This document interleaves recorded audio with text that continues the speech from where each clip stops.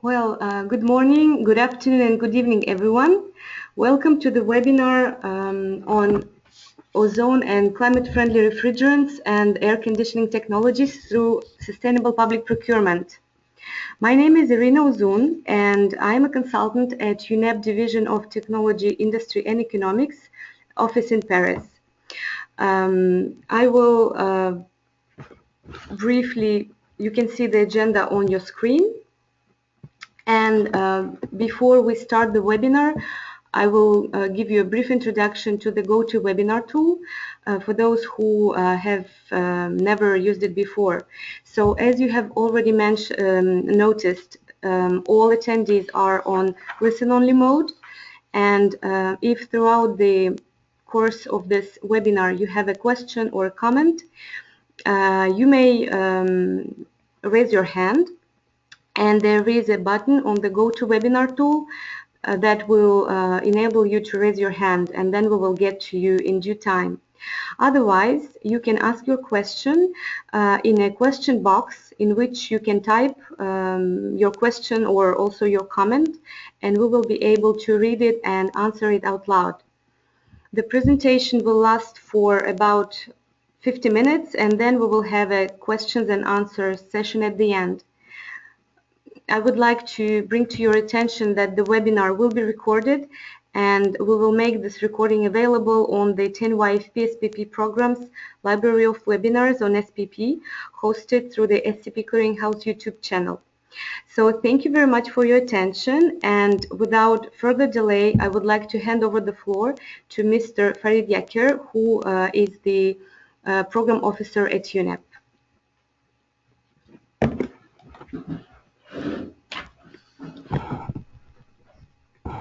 Hello everyone, and welcome to this webinar. I'm Farid Yaker, and I work with UNEP DTIE, i.e. the Division of Technology, Industry and Economics, based in Paris. We have, I think, over 50 participants, so it's really a good number coming from all over the world. So welcome everyone, especially those that are staying late or are waking up early to attend the webinar. And we have among the participants a number of representatives from governments, ministries of environment of Canada, Japan, Maldives, Costa Rica, China, representatives from the World Bank, UNDP, World Food Programme. So welcome to all the representatives. And without further notice, I'm going to start with the presentation on SPP and the 10-year framework of programs. So for those of you who really don't know exactly what sustainable public procurement is, we have adopted a definition in 2006, which actually is consensual now in the SPP community. And it states that sustainable public procurement is a process whereby organizations meet their needs for goods, services, works, and utilities in a way that achieves value for money on a whole life basis in terms of generating benefits not only to the organization but also to society and the economy, whilst minimizing damage to the environment. So what is important to understand from this definition is the fact that sustainable public procurement is a type of procurement, so it follows the basic procurement principle of public procurement, but we have to take into account the interest of the whole society and also the impacts we make on the environment, and it has to be achieved on a whole life basis, taking into account the life cycle approach.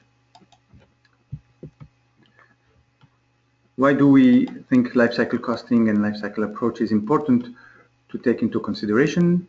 Is that very often we decide to purchase a good because it looks less expensive, so we have a lower price than an alternative good, let's say a green good.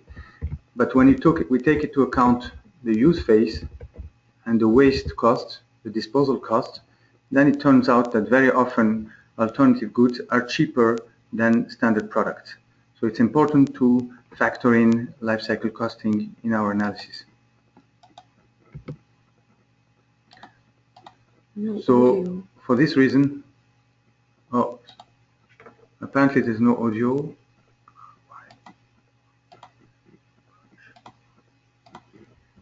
Can you hear us? Atul?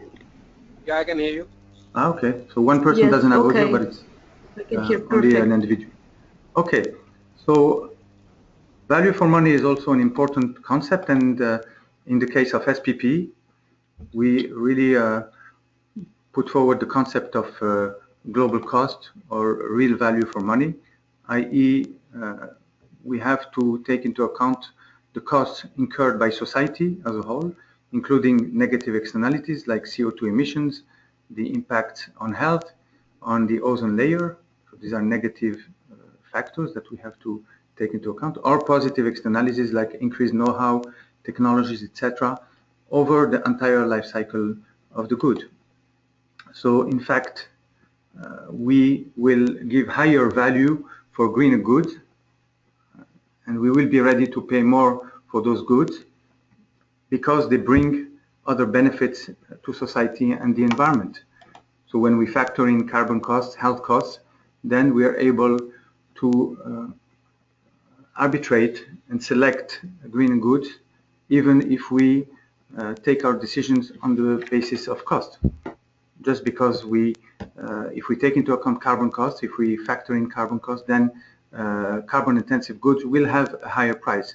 A vehicle that consumes a lot of energy and emits a lot of CO2, will be considered to be more expensive than a greener good, and in this case, we will opt for a greener vehicle. Next one.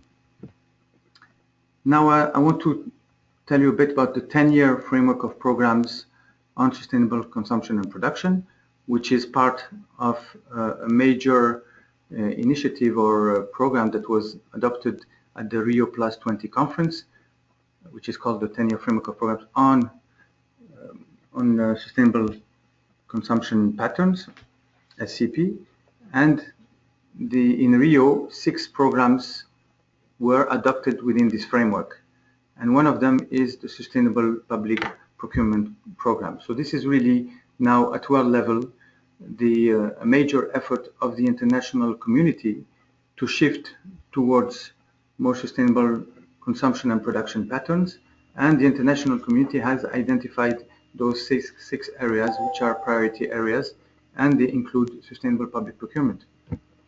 So in terms of SPP, UNEP is leading this initial program that was launched in New York on 1st April 2014, and which builds on earlier initiatives. We had an SPP initiative that was launched in Rio at Rio Plus 20.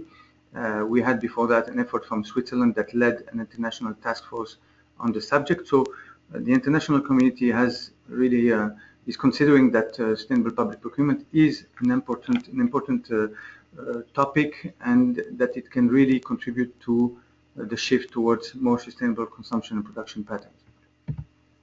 What are the objectives of the SPP program? We have 2 main objectives. The first one is really to build the case for SPP, to improve the knowledge on SPP, and to show that it can be an effective tool to promote greener economies and sustainable development. And the first one is really action-oriented, so we try through this program to support the implementation of SPP on the ground, and this is done through increased collaboration between stakeholders, improved coordination between all the SPP actors. Right now we have 81 partners all over the world, coming from NGOs, international government organizations, governmental organizations, SPP experts, individual experts, etc. And we have started a work plan in 2013 when it was still the SPP initiative. We hadn't yet started the 10-wave PSPP program, and we are focusing on a number of areas, trying to investigate those important areas and come up with solutions through a certain number of reports. So we are working on important issues such as the monitoring of SPP implementation, how much of that is being done by governments, what is the impact of sustainable public procurement, how can we measure those impacts, what are best practices, how can we use better eco-labels, how can we green supply chains. These are the number of things we are trying to investigate in this program. and including some direct action with countries through grant projects that are supporting countries on SPP implementation. So you can see here some of the outputs we have achieved over the last 2 years. For example, we have a global review on SPP and GPP. We have defined SPP principles. We're working on what we call product service systems. Is the way to really substitute goods with services with a positive environmental impact, and we're working on the sustainability of supply chains, etc. Now, after this introduction, sorry to have been a bit long, but I think we are now ready to hand over to Atul for his first presentation on the outcomes of the Seoul procurement workshop and the conclusions of the Mongolia project. The floor is yours, Atul.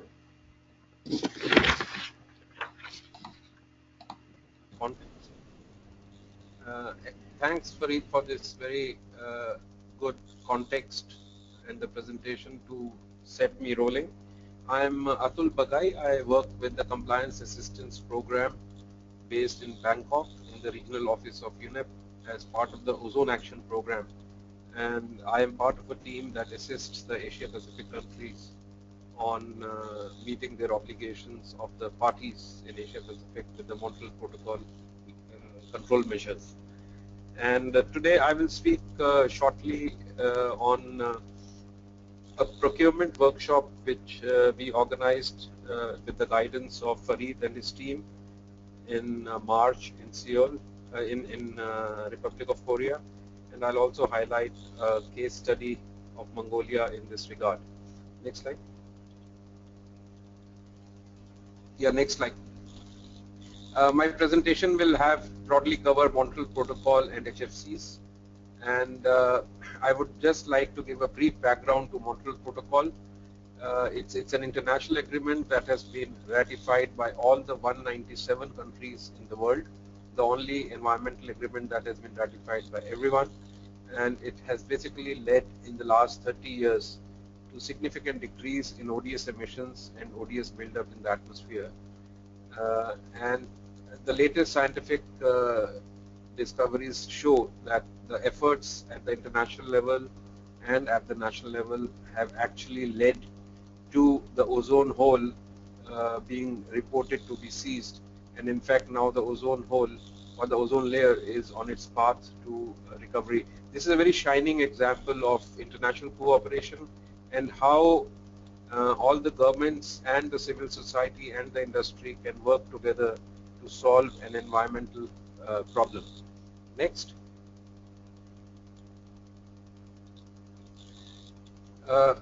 While under the Montreal Protocol, the parties were phasing out a set of chemicals which are called the ozone depleting substances, they also led to GHG mitigation of almost 8 gigatons of CO2 equivalent per year, which is actually 5 times greater than the first commitment period of Kyoto Protocol as a result of the CFC phase out.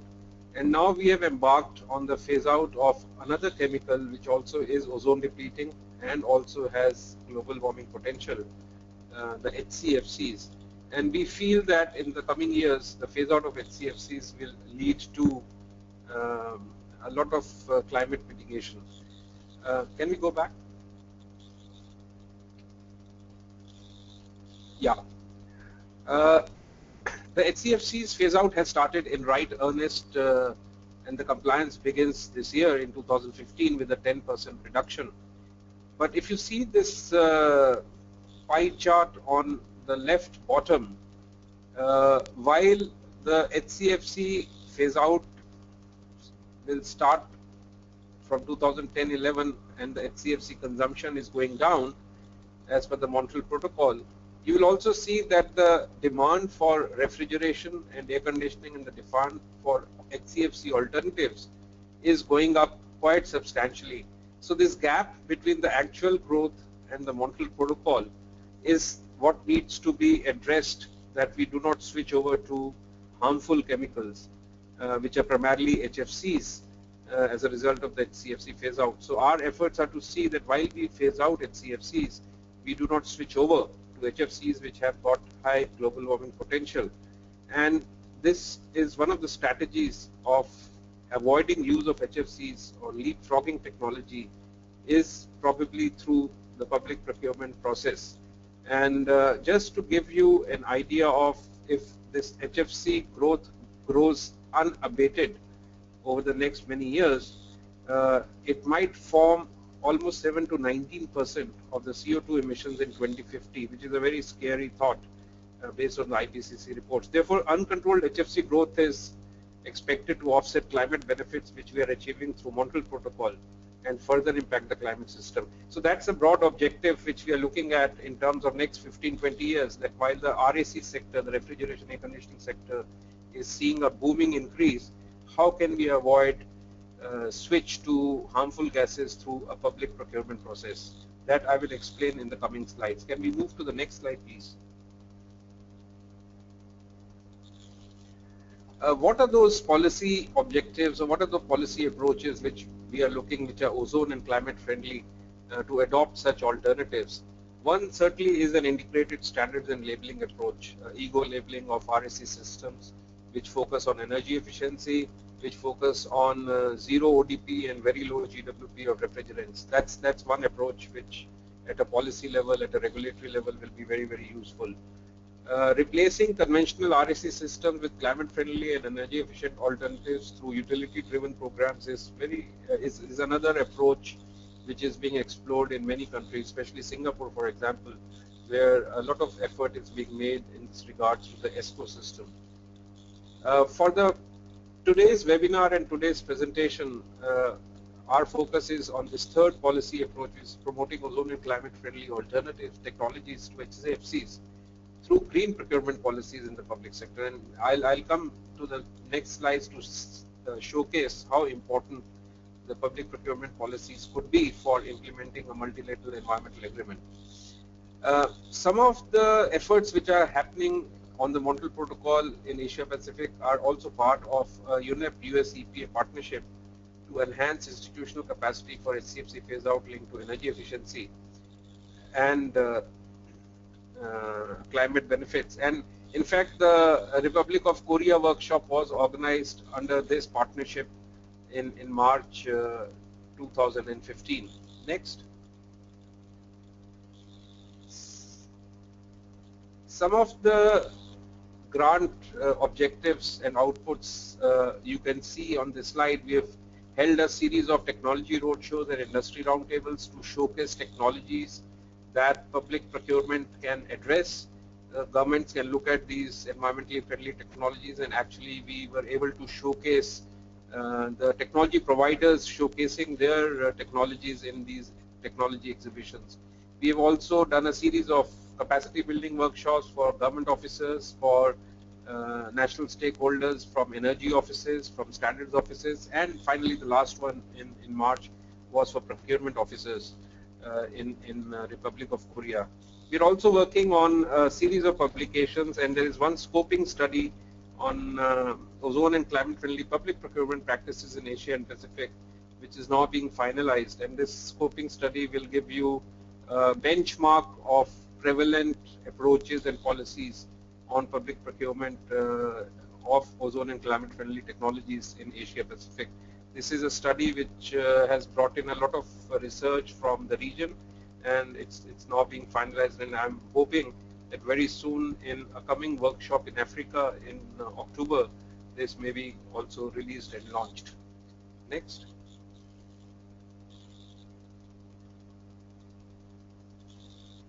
Can we go to the next slide, please? Yeah, these are some photographs of the outputs, technology roadshows, industry roundtables, which we've organized over the last 2 years.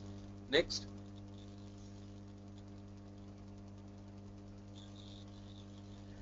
I'll now come specifically within that context to the workshop in Republic of Korea. The objective was to foster a dialogue between public procurers and ozone agencies. Our focal points are ozone agencies in Asia Pacific, but we wanted to bring them face to face with those government departments and agencies which are handling the public procurement in the countries. And bringing them together was a very, very useful forum for these stakeholders to exchange their views and their perspectives and to understand each other's perspectives. And there were some very good outcomes that came out of this. The workshop approach was to provide both these stakeholders overviews of ozone and procurement policies. There were interactive panel sessions which were organized to allow the audience to engage with presenters on procurement. In fact, there was a survey questionnaire which was answered by both ozone and procurement officers to understand the baseline. This survey questionnaire was also formed the basis of the scoping study which we are working on right now.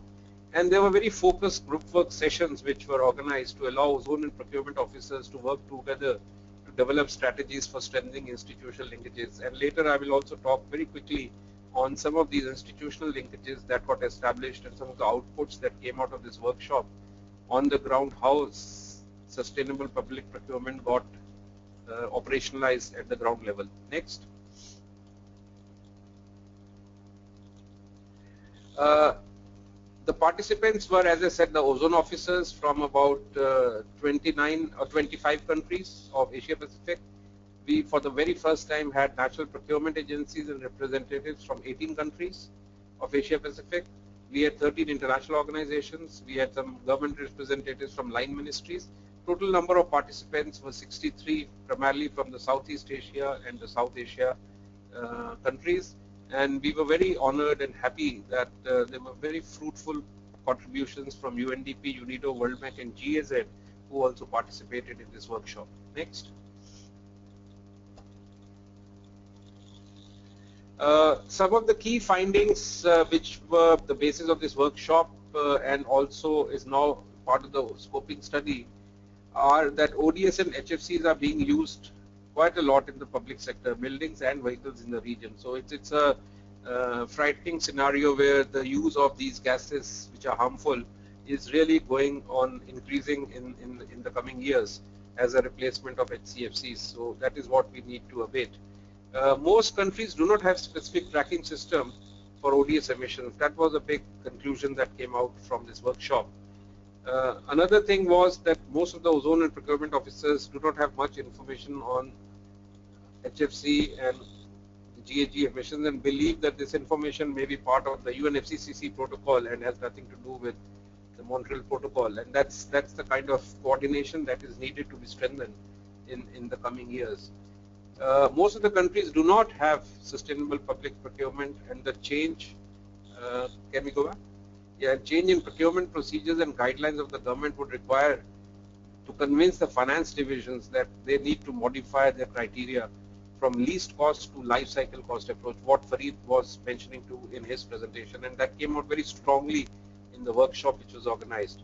Certainly there is a need to strengthen the ozone and procurement agencies' institutional linkages. That is one key outcome which came out from this workshop, that if we have to promote policy tools such as life cycle assessment or eco-labeling, this kind of institutional linkage will need to be strengthened. Next. Following this survey and the discussion, some of the major recommendations of this workshop were that there is a need to gather political will to promote green procurement, especially in the ministries of commerce and finance. From a purely environmental perspective of UNEP, our focal points are primarily environment ministries, and our interface with ministries of commerce and finance is very, very limited. But if at a national level environmental initiatives need to be taken, involvement of Ministry of Commerce and Finance is very, very critical. And from a regulatory perspective, the group was of the opinion that the countries would need to revise the national procurement standards and manuals. And I'll give you one example here, which was also a very good positive output of this workshop, that the Director General of Rate Contract in India, who was participating in this workshop, for the first time understood how clearly green procurement could help through his system. And he then has already initiated a process where they are going to have parallel rate contracts for environmentally friendly products. So there is an air conditioner which works on natural refrigerants. So he is now finalizing a separate rate contract for R290 air conditioner, which will be different from the normal rate contract for air conditioners, just as a way to support and to push the purchase of such environmentally friendly products by the government. There's a need to encourage eco-labeling. There's a need for listing green products. This is one big gap and barrier. That what are the green products? How do you define them in refrigeration and air conditioning sector? So when a government wants to start a green procurement policy, the very first question they ask is, okay, what are the products I would put in for green procurement? And still there are a lot of issues revolving around defining a good green product, especially in regard to the global warming potential of some of the refrigerants which are being used in the present technology. The group also recommended to create incentives. There is a need to establish a network and strengthening the capacities of procurement officers, and also promoting Green Building Index scheme on a voluntary basis as a way of supporting the public procurement of RAC systems. Next.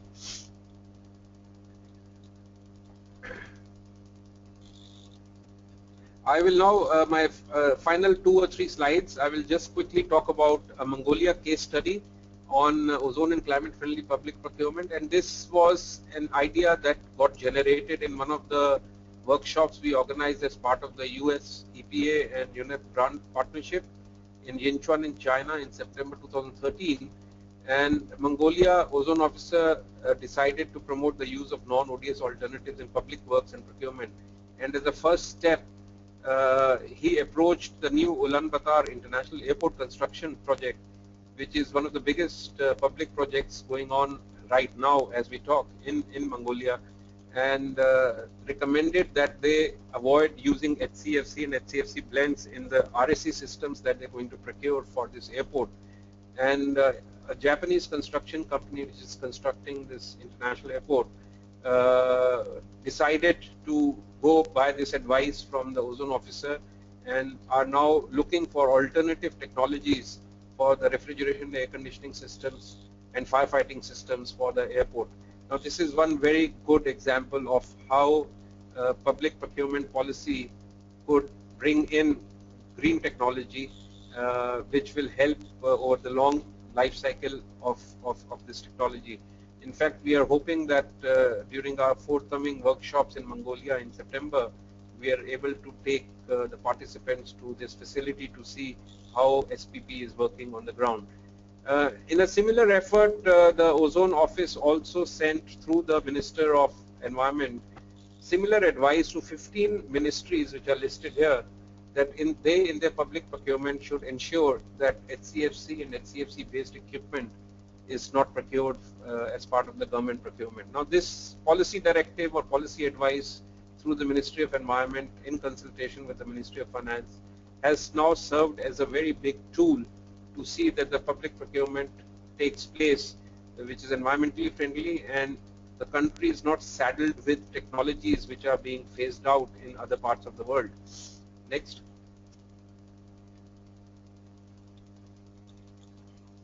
Yeah, next, Irina. I'll just quickly talk about the areas which this advisory letter to the procurement agencies and ministries was sent to give an idea of what is the kind of advice a procurement agency would need. They need to understand the ODS and climate change issues much better than they do right now, and that also came out from the ROP workshop. This letter also gave them a brief of what are the HCFCs and the blends which are technologies which are being used, and what is the phase out schedule of Mongolia to which the country has to comply with. And that kind of a national obligation to comply with international regulations was an incentive for the ministries to adopt better policies for environmentally friendly products. So in a way, the Montreal Protocol itself is driving through its international regulatory framework the move towards green public procurement. In addition, the letter also recommended the use of energy efficient and zero and low GWP alternatives to HCFCs. And the initiative thereby supported Ozone and Climate Friendly Procurement Guide, which the CAP, our team, is sharing with the other network countries. Next, and I think that is my last slide. Next. Yeah, I will now sum up my presentation to see how the Mongolia case study is putting the whole SPP into practice. And this study showcases that the sustainable public procurement policies can be translated into reality for products using ODS through coordinated efforts and sensitization at the national level. It also shows that ODS and low GWP alternatives can be target products for successful SPP in the short-term period. In fact, during the ROK meeting, we realized that the RAC systems, if they can go the sustainable public procurement way, these are really low-hanging fruits for the governments. And the phasing out of HCFCs under the protocol for Mongolia gives the regulatory backing for moving to sustainable public procurement for products using HCFCs. And finally, the HCFC alternatives that are climate friendly and energy efficient are promoted under this Mongolian case study. Thus, a leapfrogging towards the long-term sustainable alternatives is happening in Mongolia. And this is what actually the sustainable public procurement is leading to. It is helping leapfrog to better technologies which are not only most cost effective but are more energy efficient. So this is what I wanted to summarize in my presentation, that this is a very good policy tool to bring in better systems of technology in the RAC sector. Thank you very much, and I give it back to Irina for taking this forward. Thank you very much, Atul. It was very interesting and enriching. And now let's move to the third presentation. Drusilla, can you hear me? You are unmuted and you should be able to speak up.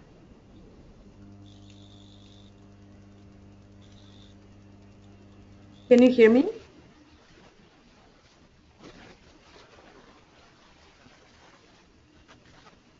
We can't hear you, even though there is some background noise.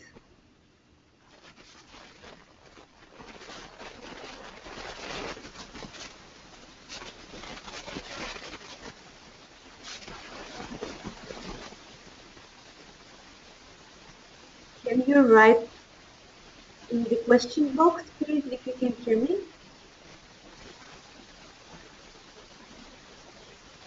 Yeah, let's, while Drusilla tries to connect, let's take several questions that we received. Yeah. Okay. Atul, so we have one question from Daniel Brenner. Who's unmuted? He's unmuted. Daniel, if you want to ask the rest. Yes, Daniel, you have the floor. Please go ahead. Hello, can you hear me? Yes, yes. Yeah. Yeah, my question goes to the relation of HCFC emission and CO2 emissions, and I wonder where the figure of 7 to 19% comes from.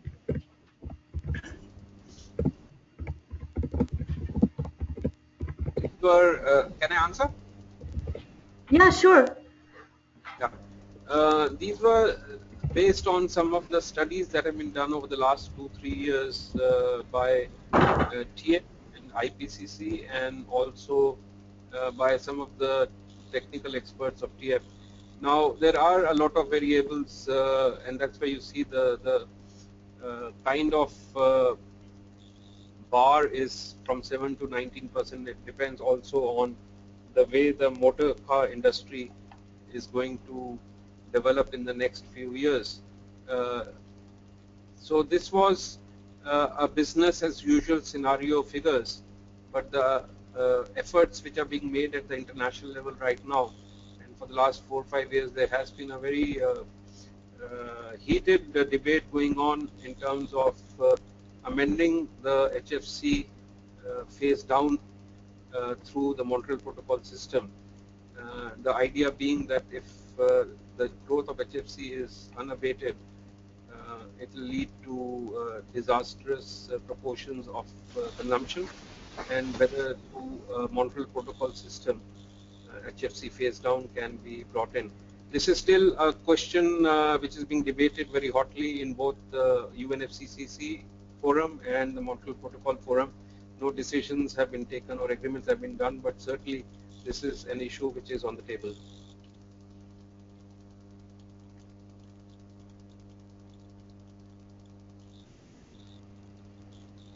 Okay, thank you very much, Atul. Okay, we have two more questions. So from Paolo Vodyanitskaya, I'm going to unmute you now.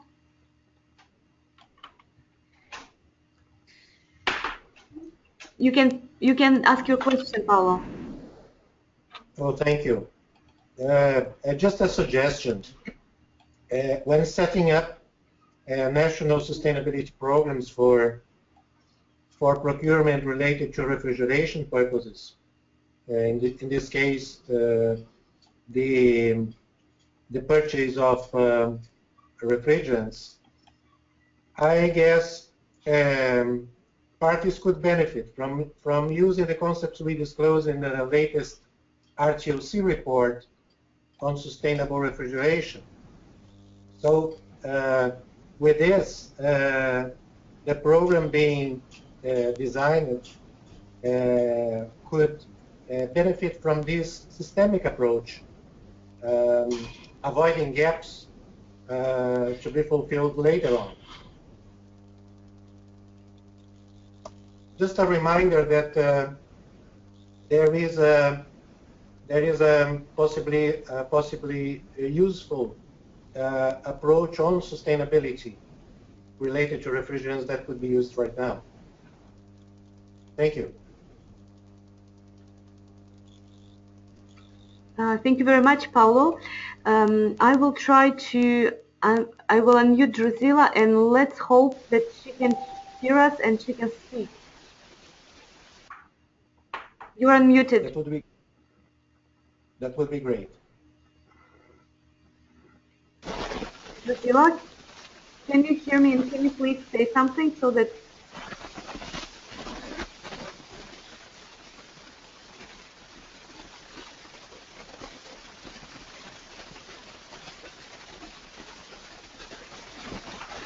Okay, it doesn't seem to work, so I'm gonna take one more question. Okay, from Marina Ribeiro. You are unmuted. You can ask your question, please.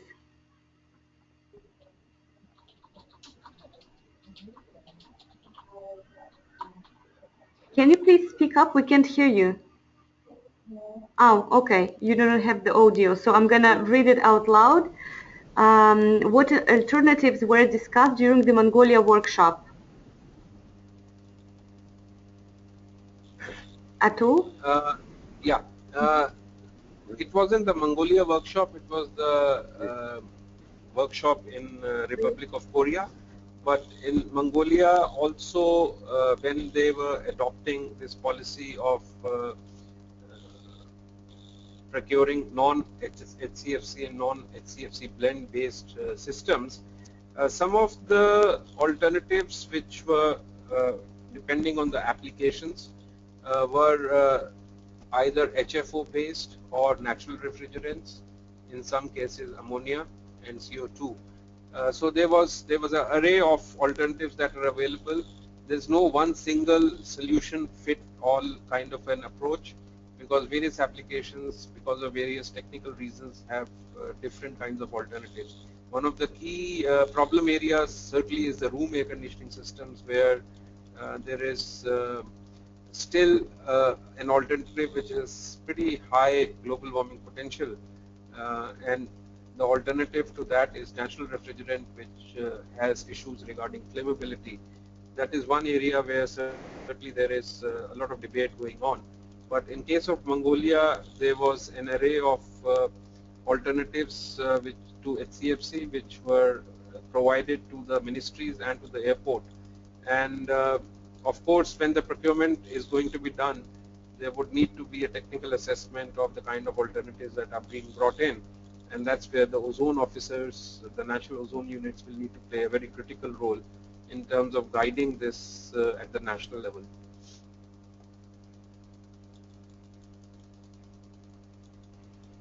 Thank you very much, Atul. Okay, Marina says thank you for your answer. do we have any other questions while I'm going to try and connect with Drusilla via phone? Okay. I will take a look if someone raised. Okay, Raphael. Raphael, you are unmuted. You can ask your question, please, or make a comment.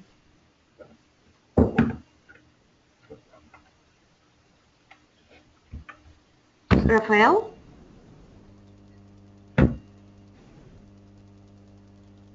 You are muted. Can you please unmute yourself?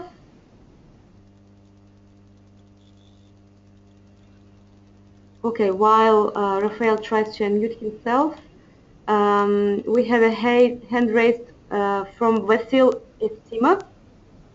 You're unmuted and you can ask your question. Vasil?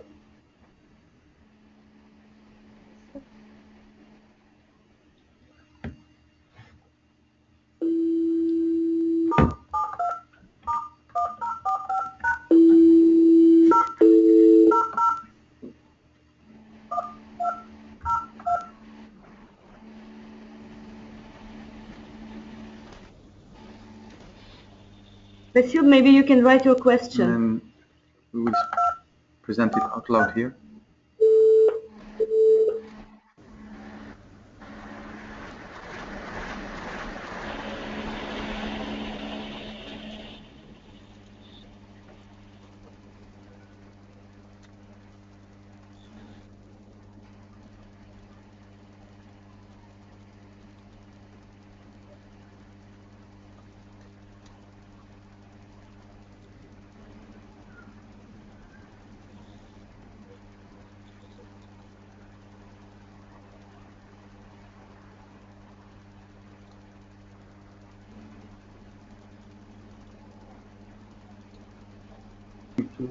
Drusilla, over the phone. Hi, Drusilla. Yes. Hi. Yes. Okay. Sorry, apparently you couldn't speak on the webinar or access the webinar. I did access but for some reason, even though I don't think I'm muted here on my machine, people could not hear me very well. No. So perhaps the phone will work? Okay. So you will have to speak loud. I will. Okay, great. Yeah, I think it's going to be fine. All right. Thank you very much. Okay, so you have the floor. Okay.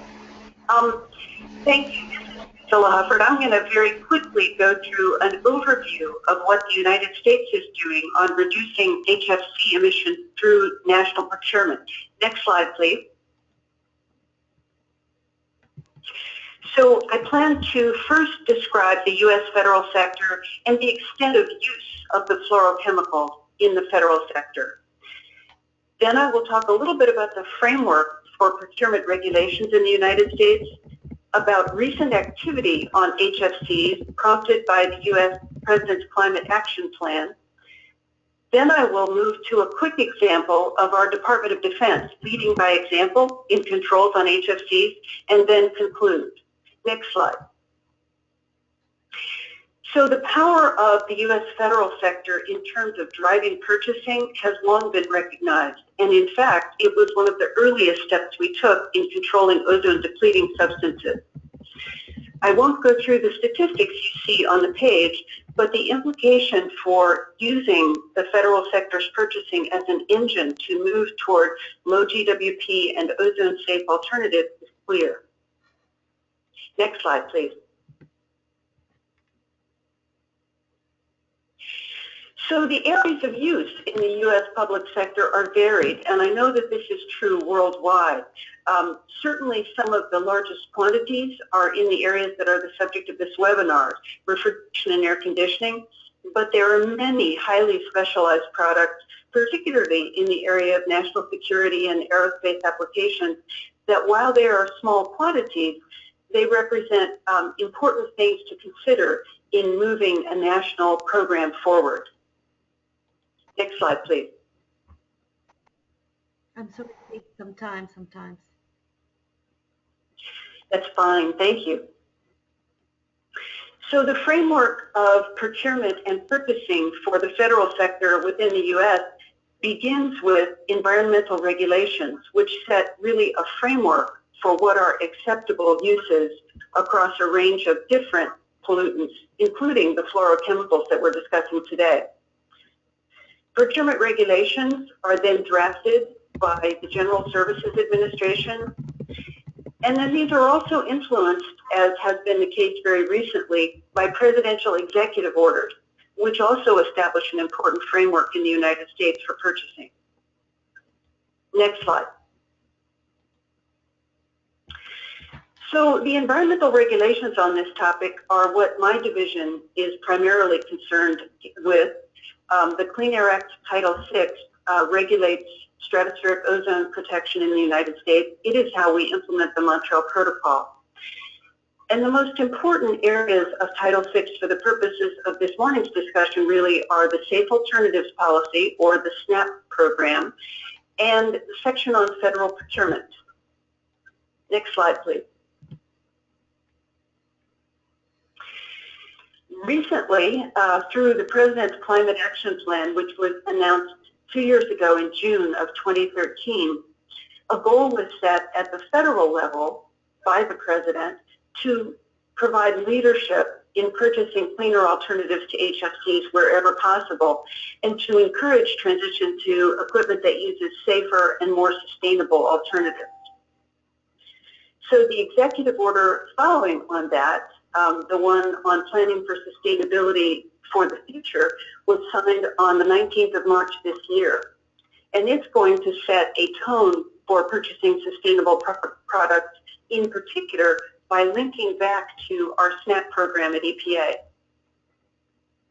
Next slide, please. The federal acquisition regulation at the same time is being revised. And a proposed change, which would be consonant both with the SNAP program and also with the President's announcement and executive order, was published in May of this year.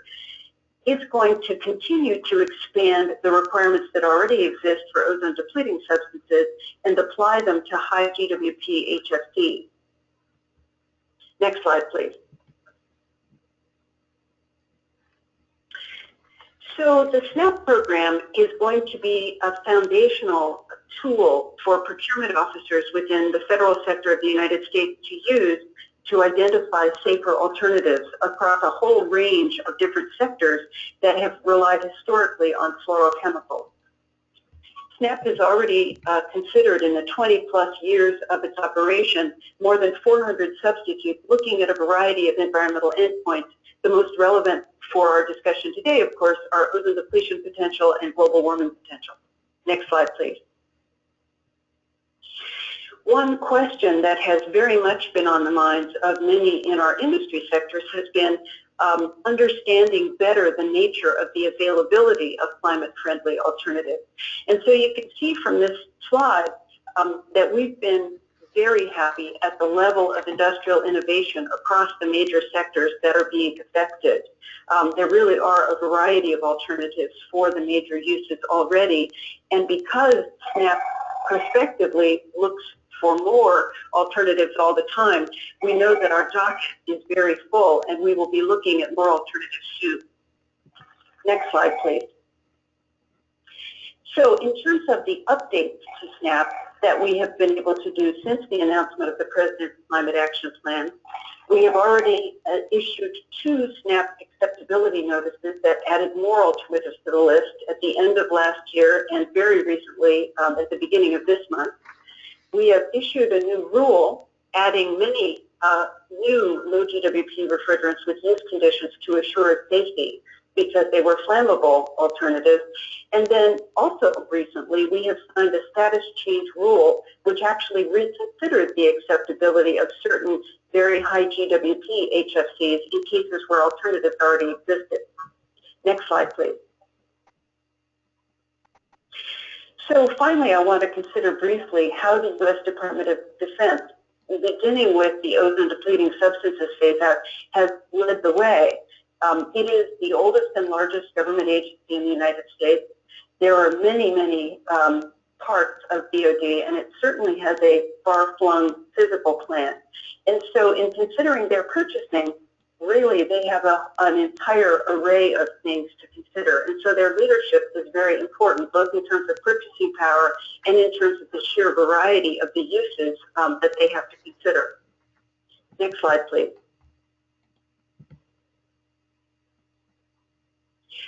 And so in their refrigerant transition, they have considered a number of key elements.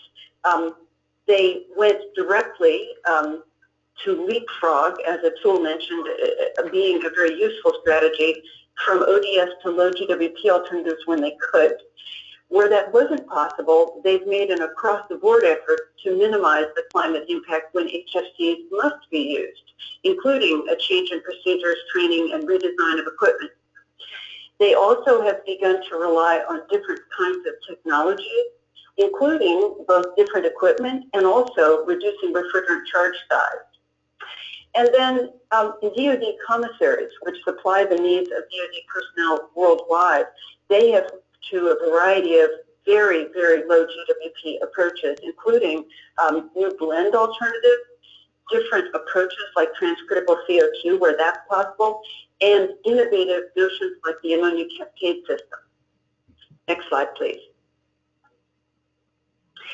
And so to support this effort within the United States, within my division, we're working on a number of tools that we believe can support this process. We have an accounting tool, which is an effort to help federal agencies better keep track of their progress in reducing HFC emissions. We have fact sheets that describe both the broad uses by federal agencies of HFCs and that also break down by individual sector uses, not only what HFCs are being used now, but what the array of available alternatives are and their possible applications. We have also profiled certain very far-reaching changes to, for example, the commercial refrigeration system at Lackland Air Force Base Commissary, in which they've basically taken on a very broad-reaching change in that one area for their supermarket commissary. And then lastly, we are certainly completely revamping our EPA SNAP website because we want to make sure that procurement officers in the United States have an easy time navigating that in order to not only see what the uses are, but see what acceptable alternatives are available for specific uses. Next slide, please.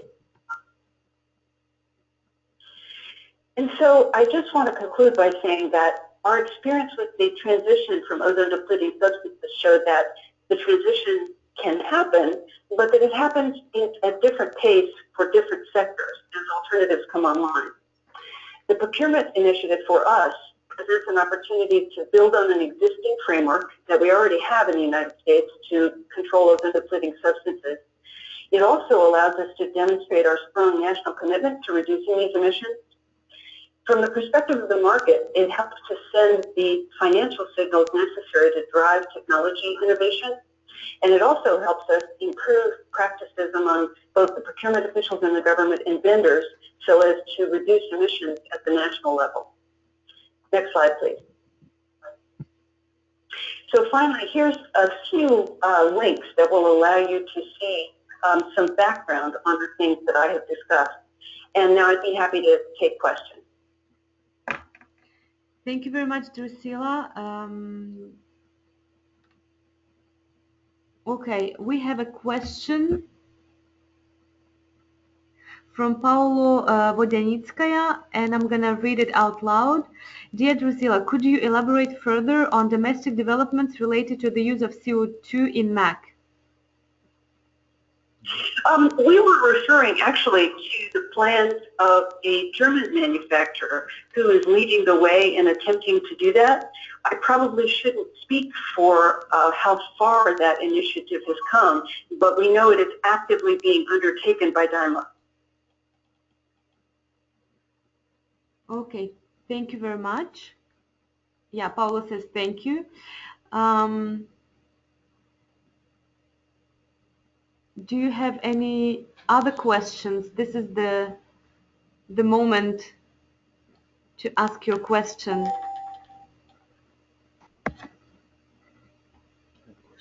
Okay, Farid has a question. Thank you. Yeah, Drusilla, are you able to measure the global warming impact of HFCs presently in the US, and also the rate of substitution, i.e. how fast are you transitioning to low global warming potential? We certainly have a national inventory which allows us to look specifically at the federal sector and understand for larger users in the federal sector what those emissions might be. In terms of the national emissions as a whole, we certainly have tools that allow us not only to collect information on the larger emitters, but also to sort of verify that through our vintaging model, which is a way of looking at production. In terms of the rate of uptake of alternatives, we certainly have projections of the rate at which we expect that to happen. And that is, you can imagine, of real interest to us as we work to implement the President's Climate Action Plan. And what is your conclusion? In short, are you managing to reduce the impact, or is it growing right now because you're not transitioning fast enough? What is the conclusion right now? As of July 2nd of this year, we released the SNAP rule that will actually change the acceptability of some of the highest GWP HFCs. And so we do project that we are going to have an impact on emissions in the United States, and we do believe that that impact will mean the uptake of a lot more alternatives. That rule was just signed in July of this year. Okay, thank you.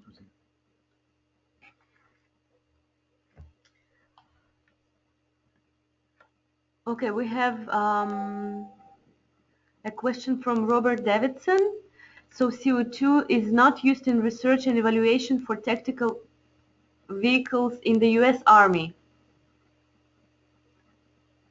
I'm sorry, can you repeat the question? Yes, so CO2 is not used in research and evaluation for tactical vehicles in the US Army. It's a question. Our understanding is that they are following with great interest what is going on in that area. So perhaps we should speak offline in more detail about that. I'd be happy to do that, but that is our understanding. Okay, Robert, I unmuted you. If you have any if you want more to comments, follow up. yeah. It was just that it was mentioned on the same slide underneath CO2 motor vehicle air conditioning, underneath Army, RDT and E. So I was wondering if it was related to the German auto manufacturers working on it, or if there was independent work going on. I think it is more a matter of watching carefully that progress. Okay, so it's not active research. I can follow up to verify that, but that's what I understand. Okay, it was just on the slide, so I'd appreciate any additional input in that. Thank you. Okay, thank you very much. Atul, do you want to comment, please, and give us your feedback? No, in fact, I just wanted to highlight and thank Drusilla for this presentation. And certainly within the RAC sector, there are a lot of initiatives which the US government is taking, which is leading the way in many of the sectors or applications. And I think on the public procurement side, taking into account the enormity of public procurement that the US government does, some of the policy initiatives they are introducing may be some good models to analyze and research and see how they can be adopted or adapted at a smaller scale in some of the other countries. And I think that's where the partnership with on which we are working, it will be useful to bring some of these live models for other countries. Thanks, Atul, and maybe I can follow up on this and ask Drusilla. We know that the Energy Star label started because of the efforts of the US government to purchase low energy IT equipment. do you believe that, and Atul just mentioned really the importance of your public procurement, do you believe that through public procurement in the US, you can help or you can drive markets towards innovation, for example, on low GWP refrigerants? Yes, that is exactly our view. It was certainly our experience with ozone-depleting substances. When we first started down that road, there was a view that it would take many, many years to identify alternatives in key sectors. And in fact, there was a very concerted effort early on to change the military specifications and thereby their purchasing. And that led to a pretty significant acceleration. So we are very optimistic that this could happen as well for low GWP alternatives. Thanks. Okay, do we have two last questions before we close? We don't seem to have any questions, or Please raise your hand and.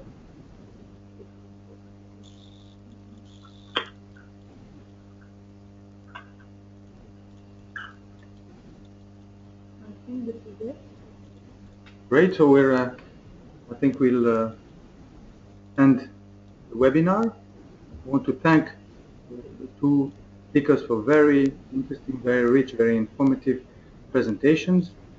We really now have a better view of how public procurement and public procurement of refrigerants, for example, and ozone-depleting substances or low GWP substances can really help us achieve good results on really reducing climate change and reducing the impact on climate change. And thank you, Atul, for really highlighting the results of the Seoul workshop, where we see that there is really for the first time a connection, a dialogue between Ministries of Finance, Ministries of Economy, i.e. purchasers, and ozone agencies, and this is what we really want to achieve and really make sure that procurers procure the right products and better products for the benefits of the planet. And I think we're on the right track in Asia, and also in the US we see that you're achieving amazing results and you're putting in place really enabling conditions for transition towards low GWP through your regulatory measures, through information of procurers, through your website, accounting tools, fact sheets. It was really impressive, and we look forward to receiving maybe a presentation of a case study on the US experience. So thanks all for attending this webinar. It was very rich, and we will send you the presentation. I think this has been recorded also, so you will be able to access the presentation, or those that couldn't access or connect will be able in the future to access that on our YouTube channel. Thanks again, and see you soon on another webinar organized by the XPP program of UNEP. Thank you. Thank you. Thank you very much.